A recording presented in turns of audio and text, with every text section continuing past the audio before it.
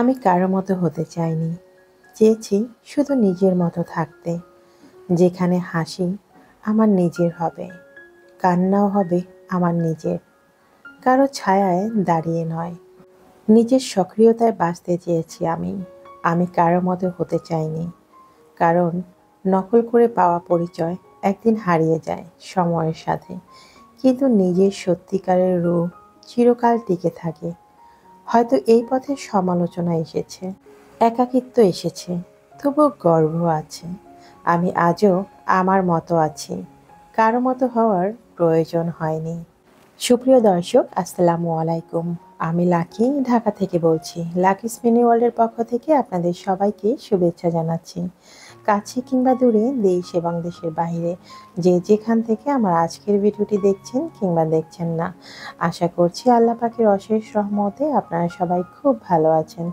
আমিও আলহামদুলিল্লাহ আল্লাহ পাকের অশেষ রহমতে বেশ ভালোই আছি। চলে এলাম আজকে নতুন আরেকটি দিনের গল্প, কথা এবং কাজ নিয়ে। কেমন আছে আমার সমস্ত মিষ্টি ভাই আপুরা? আই হোপ সবাই ভালো আছেন, সুস্থ আছেন এবং নিরাপদেই আছেন। সকালের নাস্তার পর্ব থেকেই আজকের ভিডিওটি শুরু করেছি। ঝটপট করে নাস্তাগুলো রেডি করছিলাম, খুব তাড়াহুড়ো করে, কারণ এখন অলরেডি 6টা বেজে গেছে, মেয়ের ভার্সিটিতে যাওয়ার সময় হয়ে গেছে। তাই নাস্তাটা ঝটপট করে করে নিতে হবে, সেই সঙ্গে ও টিফিনও রেডি করতে হবে।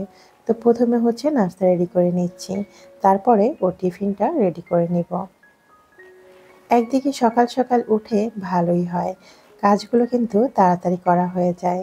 একটা সময় ছিল যখন সকালবেলা ঘুম থেকে উঠেও আবার নামাজ আদায় করে আমি শুয়ে থাকতাম, কিছুটা সময় রেস্ট নিতাম। এখন আর সেটা পারি না, কারণ মেয়ের ভার্সিটি থাকে, তাই নাস্তাটা তাড়াতাড়ি বানিয়ে নিতে হয়। মাঝে মাঝে আমার জন্য একটু কষ্ট হয়ে যায় ঠিকই, তারপর আবার ভালোও লাগে, কারণ কাজগুলো সময়ের আগেই হয়ে যায়। তো আমার রুটি বানানো হয়ে গেছে, মেয়েকে ডিম ভাজি করে দিয়ে দিব আর সঙ্গে চা করে দিব। আর এই যে রুটিটা বানিয়ে নিয়ে আমি সঙ্গে সঙ্গে হচ্ছে ওর টিফিন রেডি করে ফেলছি। গতকাল রাতেই আমি হচ্ছে ডিম চপ তৈরি করে রেখেছিলাম ও টিফিনে দেওয়ার জন্য। তো সেখান থেকেই এখন আমি 4 পিস ভেজে নিয়েছি।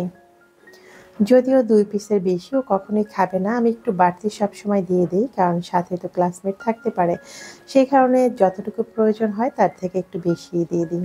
তবে অল্প করেই ভেজে নিয়েছি, কারণ এইসব খাবার গরম গরম না খেলে ভালো লাগে না। এখন হচ্ছে আমি ওর টিফিনটাকে রেডি করে দিচ্ছি। যেহেতু ডিম চপের মধ্যে কিন্তু প্রচুর তেল থাকে, তাই নিচে একটা টিস্যু দিয়ে নিচ্ছি। আর যে কোনো ভাজা পোড়া খাবার আমি প্যাকেট করার আগে কিংবা বক্সিং করার আগে এভাবে টিস্যু দিয়ে নিই, এতে করে তেলটা কিন্তু সেই টিস্যুতে সোয়াব করে নেয়। তো ঠিকঠাকভাবে 4টা ডিম চপে কিন্তু ধরে গেছে। তো যেদিন সকালবেলা টিফিন দিই বাচ্চাকে, সেদিন কিন্তু আগের দিন রাতেই আমি টিফিনটা তৈরি করে রাখি। আর যখন তৈরি করি একটু বেশি করেই তৈরি করি, যেন ফ্রোজেন করে রাখতে পারি, পরবর্তীতে আর একদিন যেন দেওয়া যায়। যদিও আমার বাচ্চাটা একটু অনেক বেশিই জ্বালাতন করে, এক টিফিন 2 বার খায় না, বা দেখা গেছে 1 সপ্তাহের মধ্যে সেটা 2 বার দেওয়াও যায় না। আবার মাঝে মাঝে এমনটা হয় যে টিফিন না নিয়েও চলে যায়। আর সবসময় যে আমি দিতেও পারি এমনও কিন্তু হয় না, কারণ আপনারা অনেকেই জানেন যে আমি কিন্তু শারীরিকভাবে অনেক অসুস্থ থাকি, যে কারণে আপনাদের সঙ্গে কিন্তু ইদানিং ভিডিও দিতে পারি না। তো এরপর হচ্ছে নাস্তা আমরা সবাই করে নিয়েছি, আর এই যে গতকাল কিছু আকনি এসেছিল সেগুলো ক্লিন করে ফেলেছি। এরপর অফ ক্যামেরায় হচ্ছে আমি প্রায় 1 মাসের মতো মশলা করে নিয়েছি, যেন 1 মাসের মধ্যে আমার আর কোনো মশলা না করতে হয়। মশলাটা শেষ হয়ে গেলে আসলে অনেক বেশি ঝামেলায় পড়তে হয়, তাই সবসময় চেষ্টা করি কিছুটা মশলা থাকা অবস্থায় আমি মশলাগুলো আবার করে নেওয়ার জন্য। গতকাল রাতেই পেঁয়াজ, আদা, রসুন এগুলোকে ছিলে কুচি করে রেখেছিলাম, আর এখন হচ্ছে শুধু ব্লেন্ড করে নিয়েছি। ব্যাস, ঝামেলা চলে গেল আমার। আর 1 মাস কোনো মশলা করতে হবে না, নিশ্চিন্তে থাকা যাবে। আর কিছু পেঁয়াজও কুচি করে নিয়েছি, সেগুলো ব্রেস্তা করে ফ্রিজে রেখে দিব। পেঁয়াজ ব্রেস্তাটা কিন্তু আমাদের যখন তখন যে কোনো রান্নায় প্রয়োজন হয়, তাছাড়া ভর্তা খেতেও কিন্তু পেঁয়াজের ব্রেস্তার প্রয়োজন হয়। আর এটা করে রাখলেও কি হয়, আর সারা মাস জুড়ে কোনো ঝামেলা করতে হয় না। রান্নার কাজগুলো কিন্তু এভাবে সহজ করে নেওয়া যায়। গতকালকে একটু বাইরে গিয়েছিলাম, আমার বাসা সাজানোর জন্য আবার নতুন করে কিছু গাছ নিয়ে এসেছি। কিছু অ্যাডেনিয়াম গাছ এনেছি, সেটাও কিন্তু আপনাদের সঙ্গে যে শেয়ার করলাম, অনেকগুলো ডালপালা যুক্ত, দেখে আমার ভীষণ ভালো লেগেছে। যারা গাছের প্রতি একটু বেশি আসক্ত বা গাছ ভালোবাসেন, ফুল ভালোবাসেন, তারা তো গাছ দেখলেই কিনতে ইচ্ছে করবে। তো আমার ইচ্ছে আছে আমার যে নতুন গার্ডেনটা করব সেখানে অনেক সুন্দর সুন্দর ফুলের কালেকশন রাখবো, আর সেই সাথে অনেক ধরনের ফলও রাখবো। যদিও এখনো সম্পূর্ণরূপে সেটা করা হয়নি, তাই কিন্তু একটু একটু করে কিনে নিচ্ছি। অনেক দিনের ইচ্ছে ছিল এই ধরনের একটা বাগান বিলাস নেব, যেটা একটা গাছের মধ্যে অনেক রকমের ভ্যারাইটির ফুল থাকবে। আমার এই গাছটার মধ্যে 5টা রকমের ফুল রয়েছে, 5 রঙের। দেখে এত ভালো লাগছে, মানে কি বলবো। তো অনেক দিনের ইচ্ছে ছিল আর খুঁজেও পাচ্ছিলাম না। অনলাইনে অনেক খোঁজাখুঁজি করেছি, তবে সবার কাছেই ছোট ছোট চারা রয়েছে। সেটা তো শিওর না যে কোন কোন ভ্যারাইটি থাকবে। তো এই গাছটার মধ্যে 5টা ভ্যারাইটি রয়েছে। আর আমি এই গাছটা নিয়েছিলাম দিয়াবাড়ি থেকে। দিয়াবাড়িতে এখন বেশ কয়েকটা গার্ডেন হয়েছে নতুন নতুন। তো সেখানে আরো বেশ কয়েকটা ভ্যারাইটি আমার পছন্দ হয়েছে, যদিও আজকে সেটা আনতে পারিনি। তো আজকে শুধু এই গাছটা এনেছি। আর এই যে দেখেন আমার যে এই গাছগুলো তো আগের ছিল, এগুলোতে এতদিন ফুল আসেনি। এখন রোদ্রে রেখেছি, তাই এখন কিন্তু নতুন নতুন ফুল দিতে শুরু করেছে। আর আমার কাছে কিন্তু বেশ কয়েকটা আইডিয়া অলরেডি রয়েছে, তবে ইচ্ছে আছে আমার যে নতুন ছাদ বাগানটা হবে সেখানে আমি বেশ অনেক সুন্দর সুন্দর কিছু বাগানবিলাস গাছ রাখবো। বাগানবিলাস ফুল আমার মতো কে কে ভালোবাসেন সেটা কিন্তু অবশ্যই কমেন্ট করে জানাতে ভুল করবেন না। আমার কাছে তো ভীষণ ভালো লাগে, তাই বলতে পারেন বাগানবিলাসের প্রেমেই পড়ে গেছি। আমার বেলকনিতে কি পরিমাণ বাতাস সেটা কিন্তু দেখেই বুঝতে পারছেন। এক কথায় সব দিক থেকেই আমার কাছে ভীষণ ভালো লাগে আমার বেলকনিটা। আমার বাসায় কিন্তু 3টা বেলকনি, 3টাই কিন্তু গাছ এবং ফুল দিয়ে সাজানো। আর 3টা বেলকনিতেই ভীষণ বাতাস। দেখেন কি সুন্দর সুন্দর কালারের ফুল। একটা গাছে যদি এত ধরনের ফুল ফোটে তাহলে দেখতে কত না সুন্দর লাগে। আমি নিজেই কিন্তু একটা মাল্টি গ্রাফটিং করেছি, সেটা আপনাদের কাছে শেয়ার করেছি, যদিও এখন পর্যন্ত সেখানে ফুল আসেনি। হয়তোবা এবার শীতে নতুন করে সেই গাছেও ফুল আসবে। ইনশাল্লাহ তখন আপনাদের সঙ্গে শেয়ার করে দেব। তো একটু একটু করে আমি আমার বারান্দা বাগানটাও সাজাতে শুরু করেছি, তাই এতটুকুই আপনাদের সঙ্গে শেয়ার করলাম। যদি মনের ইচ্ছে পূরণ হয় ইনশাল্লাহ একটু একটু করে সাজাবো আর আপনাদের সঙ্গে শেয়ার করব। তো বাহিরে যখন যাই তখন আর কিছু কেনা হোক আর না হোক, মেয়ে সবসময় এক মুঠো চুড়ি কিনবি। আর আমি গিয়েছিলাম আসলে অন্য আরেকজনের জন্য চুড়ি খুঁজতে। কার জন্য চুড়ি খুঁজতে গিয়েছি সেটা আজকে আর এই ভিডিওতে বলা যাবে না, কারণ সেই লোকও হয়তোবা আমাদের ভিডিওগুলো দেখছে।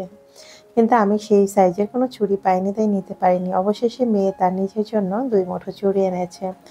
যেহেতু ও এখন বাসায় নেই আর ও পড়ালেখা নিয়ে ব্যস্ত থাকে, তাই ওর সাজানো গোছানোর কাজটা এখন আমাকেই করতে হয়।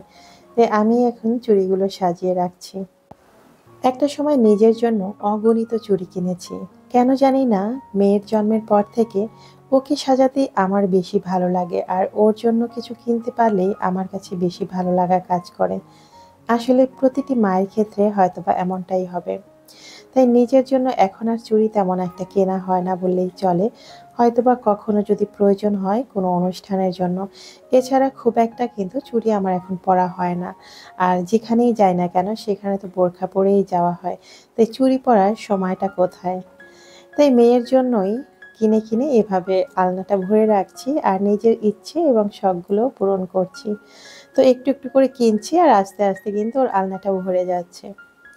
চেষ্টা করেছি সমস্ত কালারের চুড়িগুলো যেন ওর কালেকশনে থাকে, তাই যখনই মনে হয় যে এটা ওর কালেকশনে নেই সেই কালারটা কিন্তু আমি নিয়ে আসি।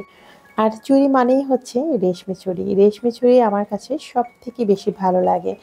এর থেকে যত মহামূল্যবান চুড়ি হোক না কেন, কাচের চুড়ির সামনে আমার কাছে মনে হয় না কোনো চুড়ি আছে।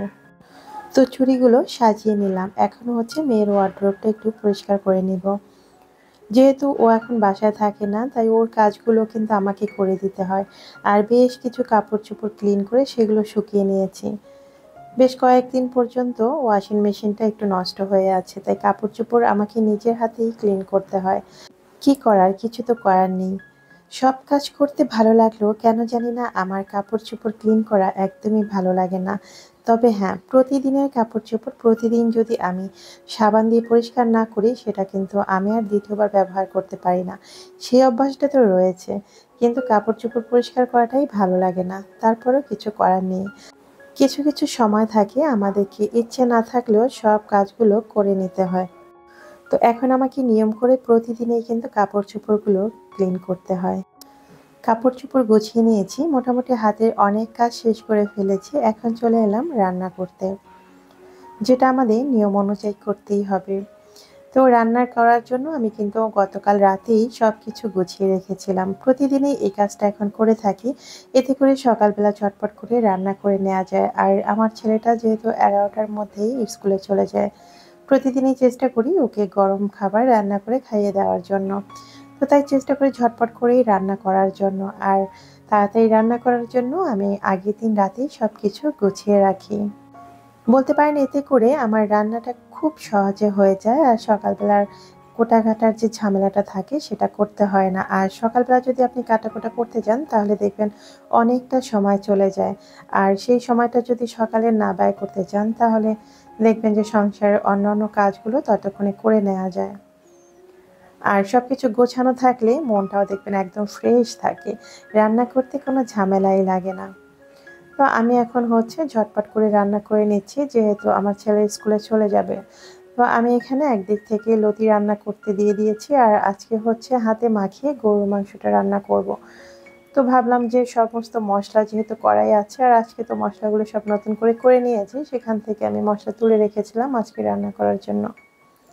তা হাতে মাখিয়ে আজকে মাংসটা একসঙ্গে বসিয়ে দিব। ভিডিওর এ পর্যায়ে সবার কাছে একটা রিকোয়েস্ট করে নিচ্ছি, যেটা সবসময় করে থাকি। আপনারা যারা এখন পর্যন্ত আমার ভিডিওর সঙ্গে আছেন, আমার কোনো কথা বা কাজ যদি আপনাদের কাছে একটুও ভালো লাগে, তাহলে প্লিজ ভিডিওটির নিচে একটি লাইক দিয়ে ভিডিওটি কন্টিনিউ করবেন। আর ভিডিও বিষয়ে যদি আপনাদের কোনো মন্তব্য থেকে থাকে সেটা অবশ্যই কমেন্ট বক্সে কমেন্ট করে জানিয়ে দেবেন। আর আপনি যদি আজকে প্রথম আমার চ্যানেলটি ভিজিট করে থাকেন তাহলে আপনাকে উদ্দেশ্য করে বলছি, আমার কোনো কথা বা কাজ যদি আপনার কাছে একটুও ভালো লাগে তাহলে আপনি চাইলে আমার ছোট্ট পরিবারের একজন সদস্য হয়ে থেকে যেতে পারেন আমার চ্যানেলটি সাবস্ক্রাইব করে। আর হ্যাঁ, অবশ্যই পাশে থাকা বেল বাটনটি অন করে যাবেন। এতে করে আমি ভিডিও শেয়ার করা মাত্রই আপনার কাছে নোটিফিকেশন পৌঁছে যাবে। আপনি সময় সুযোগ করে দেখে নিতে পারবেন। অনেকেই আছেন আপনারা ভিডিও দেখেন কিন্তু সম্পূর্ণ ওয়াচ করেন না। আবার যে কজন বা দেখেন তারা আবার অনেকেই লাইক করেন না। আমি আসলে বুঝি না আমার ভিডিও মনে হয় সত্যি খুব খারাপ হয়, তাই না?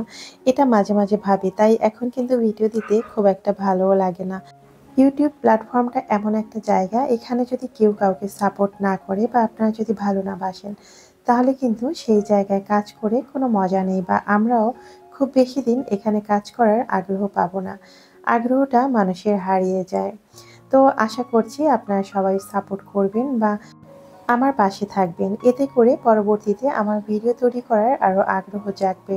আমার গত পর্বের ভিডিওতে একটি টিপস শেয়ার করেছিলাম আপনাদেরকে, কাপড় থেকে কিভাবে অন্য কাপড়ের দাগ তুলে নেবেন খুব সহজে। তো সেটা আপনারা অনেকেই অনেক ধরনের কমেন্ট করেছেন, অনেকের কাছেই ভালো লেগেছে।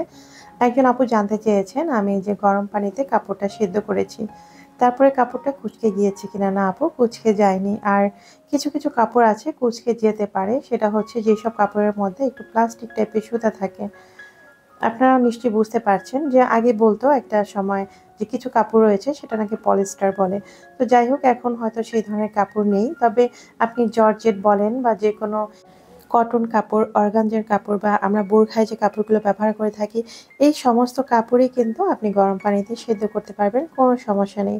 তারপরে যদি মনে করেন যে হালকা কুঁচকে গিয়েছে তাহলে সেটা আয়রন করলেই ঠিক হয়ে যাবে। আরেকজন আপু বলেছেন, আপু কাপড়ের দাগ তোলা তো দেখালে, কিন্তু ফ্রাই প্যানের পেছনের অংশটা পরিষ্কার করাটা দেখিয়ে দিবে। ফ্রাই প্যানের পিছনের অংশটা পরিষ্কার করানোর টিপস আমার চ্যানেলে অনেক আগেই দেওয়া ছিল। তবে এখন কিন্তু আমি আর টিপসের সেরকম কোনো ভিডিও শেয়ার করি না, সেটা আপনারা নিশ্চয়ই জানেন। তবে আমি আজকে যেরকম হঠাৎ করে কাপড়ের এই ভিডিওটা মানে এই টিপসটা শেয়ার করেছি, ঠিক তেমনি কখনো যদি আমি ফ্রাই প্যানের নিচের অংশটা পরিষ্কার করি সেটা অবশ্যই আপনাদের সঙ্গে শেয়ার করে দিব। বিথিস ব্লগ থেকে বিথি আপু কমেন্ট করেছে, বিরিয়ানি রান্নাটা অনেক সুন্দর হয়েছে আপু, তার সাথে তোমার বারান্দা বাগানটা কিন্তু অনেক সুন্দর। ব্যস্ততার মধ্যে ভিডিওগুলো দেখি কিন্তু এভাবে কমেন্ট করতে পারি না আপু। তো আপু, আজকে আমি তোমাকে নিয়ে আমার ভাইয়ের বউয়ের সাথে কথা বলছিলাম। তুমি সব সময় ভিডিও শেয়ার করো প্রতিদিন, কিভাবে করো? এই প্রশ্নটা তোমার কাছে আমার করার ছিল। আমি ভাবছিলাম যে পার্সোনালি তোমাকে নক করব, এটা জানার জন্য যে তুমি কিভাবে প্রতিদিন ভিডিও শেয়ার করো। আমি তো একদিন পর পর চেষ্টা করেও ভিডিও শেয়ার করতে পারছি না, আর ইদানিং তো অসুস্থতা একদম আমাকে ঘিরে বসেছে। তো যাই হোক, বিতি আপু, তুমি কমেন্ট করেছো দেখে ভীষণ ভালো লাগলো, আর আমার প্রশ্নটার উত্তর কিন্তু অবশ্যই দিবে। এখন বলে দিচ্ছি গত পর্বের ধাঁধার সঠিক উত্তর। গত পর্বের ধাঁধা ছিল, কোন জিনিস উনুনে গেলে জ্বালানি, জমিতে গেলে সার, আর পুকুরে গেলে মাছের খাবার হয়? ধাঁধার সঠিক উত্তর ছিল গোবর। প্রতিবারের মতো আজকের পর্বেও সোনিয়া নুসরাত আপু সর্বপ্রথম কমেন্ট করে সঠিক উত্তরটি জানিয়েছেন। আপু, তোমাকে অসংখ্য ধন্যবাদ। এরপর বলে দিচ্ছি আজকের পর্বের ধাঁধা।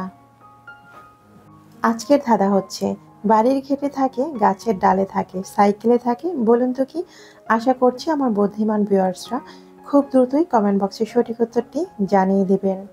কথা বলতে বলতে এই দিক থেকে বিকেলে নাস্তা আজকে প্যানকেক তৈরি করে নিচ্ছিলাম। প্যানকেকগুলো অনেক ফুলে উঠেছে, আরও ফুলতো যদি এটা সঠিক ঢাকনা থাকতো। আমার এই প্যানটার মধ্যে কোনো ঢাকনা নেই, তাই কিন্তু আমি খুব একটা বেশি ব্যবহারও করি না, মাঝে মাঝে ডিম পোস্ট করে নেই। তো দেখতে দেখতে ভিডিওর একদম শেষ প্রান্তে চলে এসেছি। আজ এখানেই বিদায় নিচ্ছি। দেখা হবে আগামী পর্বে নতুন কোনো ভিডিওর সঙ্গে। ততক্ষণ আপনারা সবাই ভালো থাকবেন, সুস্থ থাকবেন। আল্লাহ হাফিজ। আসসালামু আলাইকুম।